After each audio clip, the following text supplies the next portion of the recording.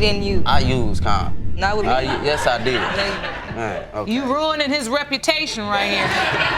Yes, I do, though. I probably ain't use them as much as I should. But you knew from the beginning that I was never in love with you. That I was You having never was issues, in love with and me. I didn't want Okay, to be but with all you. these lies, I tried to the make it work. deceitfulness. I tried to make it work. This is what I don't get. They had tested 2 men that I know of, possibly 3 or 4, before my name even got brought up. And I can tell by looking at her, my best friend at the time, she looks exactly like me. Ms. Hayslip believed Mr. Hayslip had been her biological father for so many years. But for some reason, she was in court to prove that he was actually her real dad. Well, there was a catch, and that was the fact that Mr. Hayslip had never allowed her to be present in any aspect of his life all through the years she grew up. Mr. Hayslip was on the opposing lane, trying to prove to the court that Ms. Hayslip was not his daughter. He claimed her mom had multiple sexual partners while they were together. You are seeking a DNA test to prove that Mr. Hayslip, the defendant, is your biological father. You've believed he is your biological father for many years, yet you say he has never allowed you into his life. You acknowledge that your mother may have had sexual relations with multiple men at the time of your conception, but you claim you were always told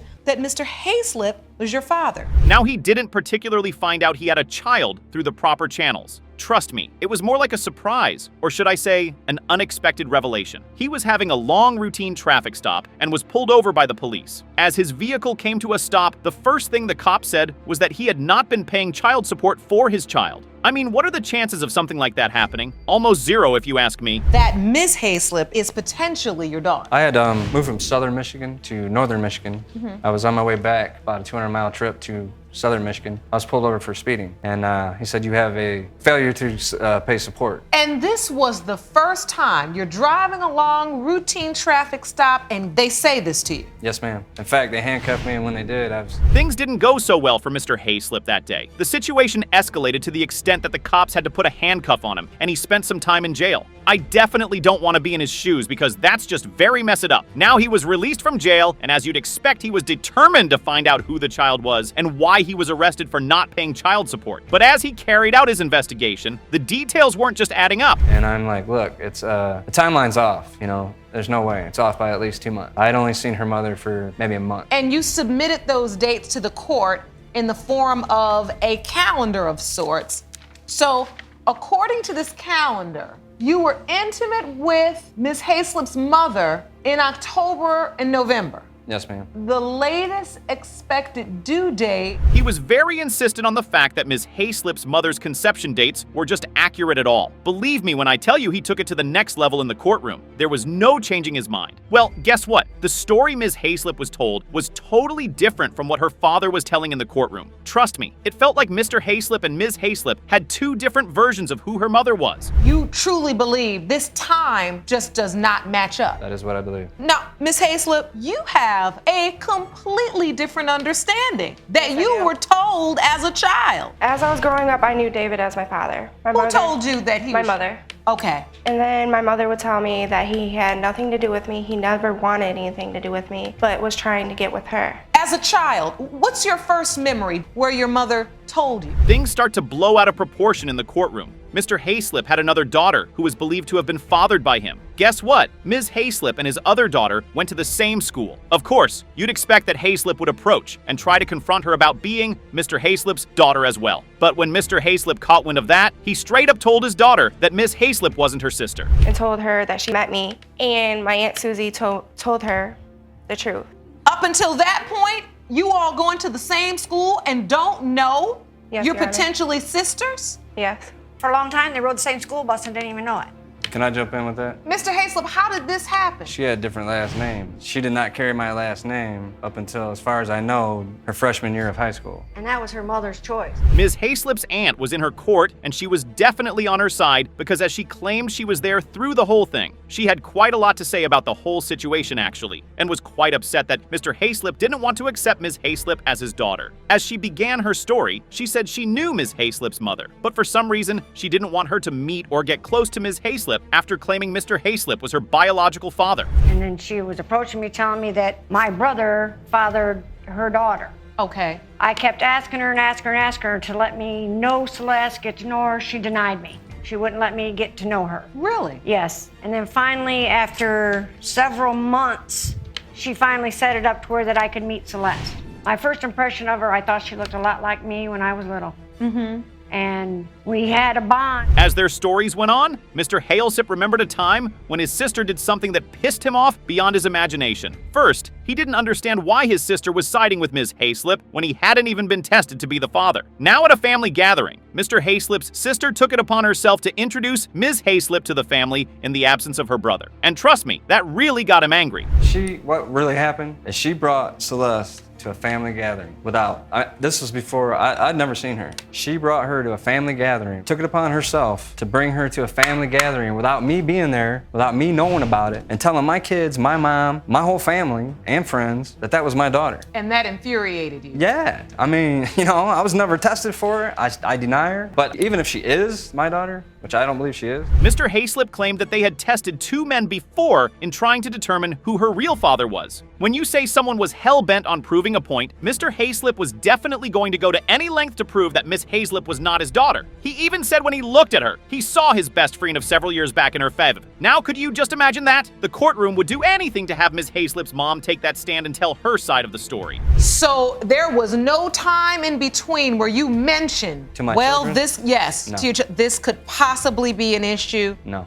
And then you found out this girl that's in my class could be my sister. Yeah. Wow. But they had tested 2 men that I know of, possibly 3 or 4, before my name even got brought up. And I can tell by looking at her, my best friend at the time, she looks exactly like me. Ms. Hayslip and her father were starting to lock heads in the courtroom. Ms. Hailsip claimed that she had been in foster care for 5 good years, and before she was taken, they asked Mr. Hayslip if he was going to accept her as his child. But Mr. Hayslip claimed that was a lie, and he indeed went to search for her and try to see her, but came up short because they would allow him to see her. I wonder who is telling the truth. And you're saying that That's a lie. he said no. That's a lie. Even though I denied her as my child, I'm still a human being. I wouldn't check on her well-being, on where they would not tell me where she was being placed. I drove 60 miles. You drove 60 miles. You went to find her? Twice. To find her. To find her. Yep. And when you got there, they would just look at you and say, we don't know where she is? They railroaded me. All they would tell me is she was somewhere near Grand Rapids. The atmosphere was getting too heated for the tantrums that were coming from both sides. The only thing that could smooth the air was the DNA results. Would the results come out in Ms. Hayslip's favor? Let's find out. Mr. Hayslip,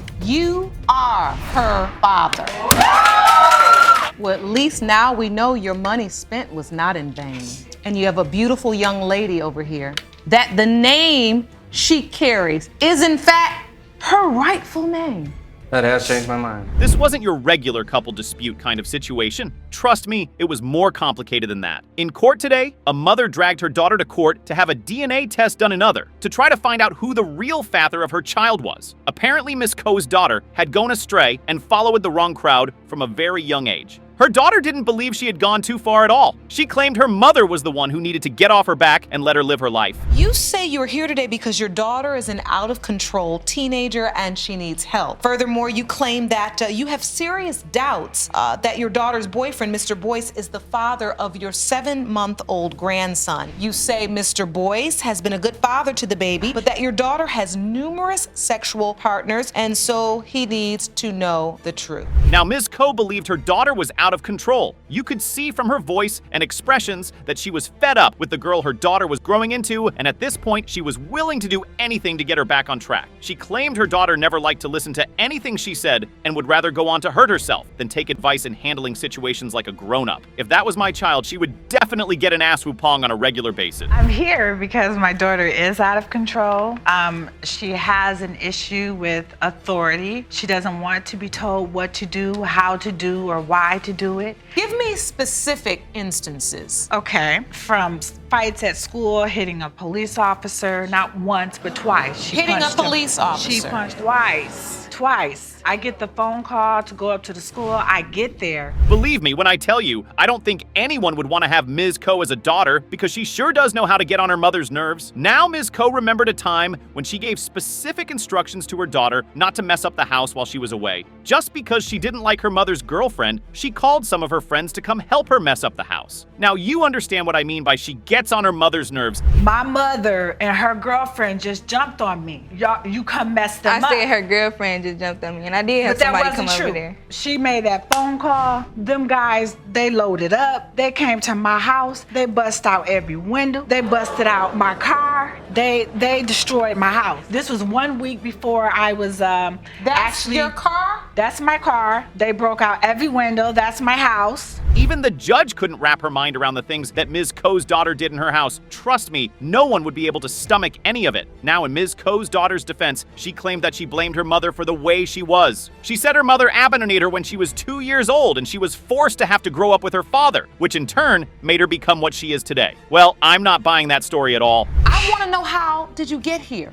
Well, most children grow up with their mother, not their father. I grew up with my father because due to the fact she abandoned me when I was 2 years old. I did not abandon you. I was told she dropped me off when I was 2 years old and never came back. No. And the reason I believed it is because I haven't seen her until I got in my teen age. You didn't have so much as a visitation? Oh, yes. I had visitation rights. She came over. Wrecking her mother's house wasn't the end of Ms. Coe's daughter's violent escapades. Oh, trust me, there was a whole lot more she did. She moved a gang into her mother's house. I mean, how do you move a gang into your parents' house? That's just crossing the line on so many levels. And the worst part about the whole situation was that her daughter wasn't even remorseful at all. Again, if this was my child, she would definitely be doing some jail time till she learns some manners. You're saying that Ms. Coe's daughter moved a gang into your home? Yes. Into your house. You pay bills. If you wanted them out, you should have put them out. I worked from 7 o'clock at night to 7 o'clock in the morning, 7 days a week. How many people were there living down there? They weren't even living down there. 7 people. Were you the only girl in this? It was 3 girls. It was me, another girl that lived with us, and another girl that lived with us. Here's where things actually get out of hand in the courtroom. Now she didn't just move in a bunch of random guys into her mother's house, and she was also sleeping with some of the guys in the house. She claimed one of the guys she was sleeping with was her boyfriend, and that was the only guy she had a sexual relationship with. But her mother said that was a fat-ass lie. There apparently was another guy in the situation she was trying to hide. Wow. But it's not just one guy. See, that's what she's saying. But it's not just one guy. There was somebody else in the picture. So, Mom, you're saying she was sleeping with multiple guys? I know that there was someone else. Now, how many more it was,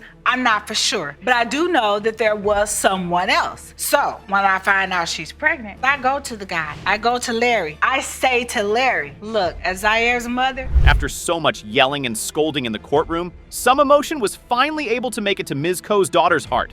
I wouldn't say some emotion though, because the way she started crying showed that deep down in her heart, she felt bad for all the pain and headache. She caused her mother knowing fully well that all she wanted was the best for her. I guess she still has some good daughter spirit left somewhere in her. Are you worried for your baby? You don't want your baby to have to grow up and feel the things you felt? What are your hopes for your son? What do you want for him? I just want him to have up for his parents. I don't want him to grow up like I did, and I don't want him to run the streets like I did, because I don't want him just walking out to the store and anything can happen to him. Well, today we are going to determine who his father is. And we're also going to help encourage you. Your mom feels your pain. Now, Mr. Boyce, who happens to be her boyfriend, walks into the courtroom to talk about his own part in the whole situation. You could see it in his eyes that he wanted to be the father of the child. He claimed that as soon as the child came into the world, it changed the person he was before, and all he wanted to do was be a good father to the child. I feel like from the beginning I knew it was a possibility, but at the same time, you know what I'm saying, he made me grow more, you know what I'm saying, since he been around. Because my mom, she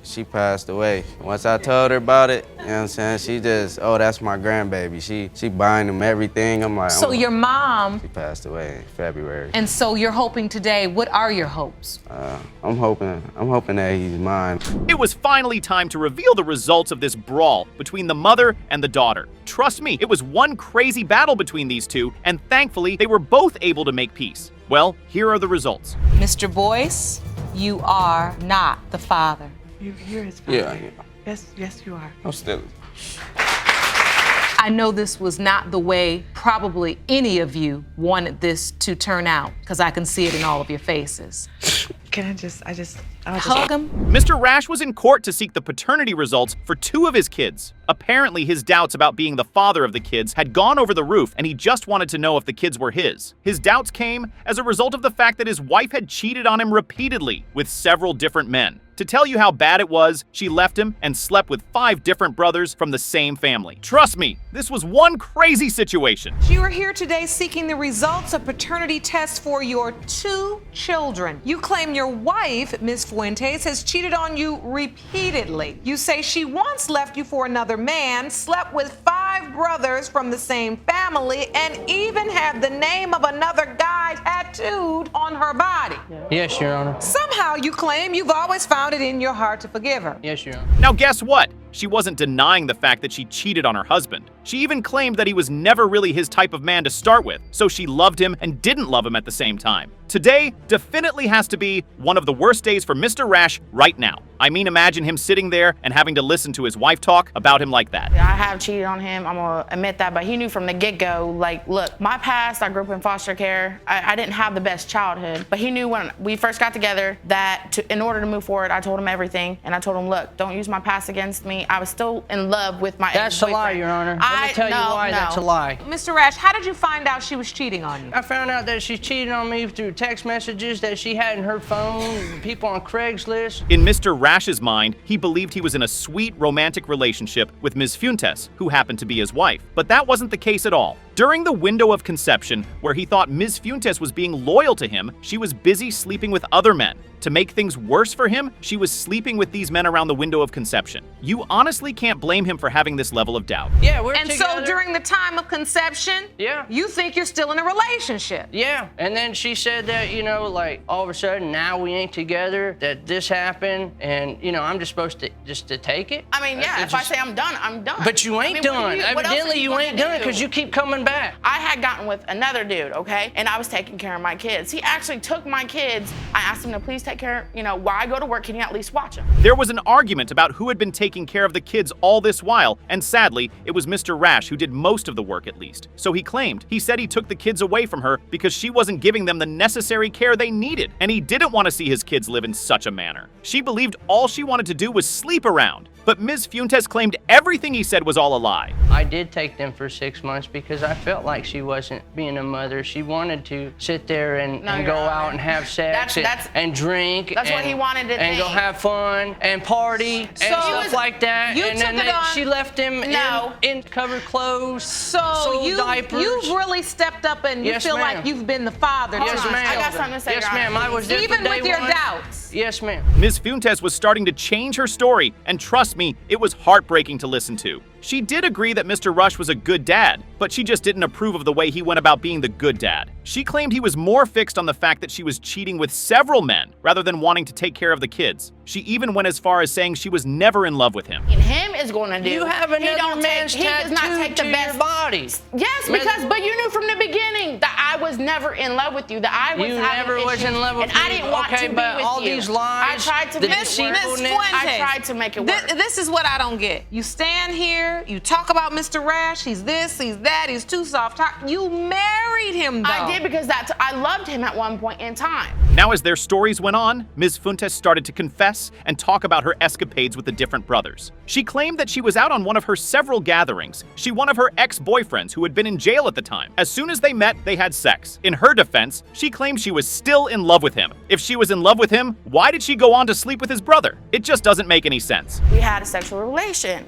that night. But if you were such in love with the other brother, why would you have sex with the other brother? To be honest no with sense. you, what do you mean? I wasn't in love That with make that no brother. sense. I wasn't That make in love no with sense. that brother.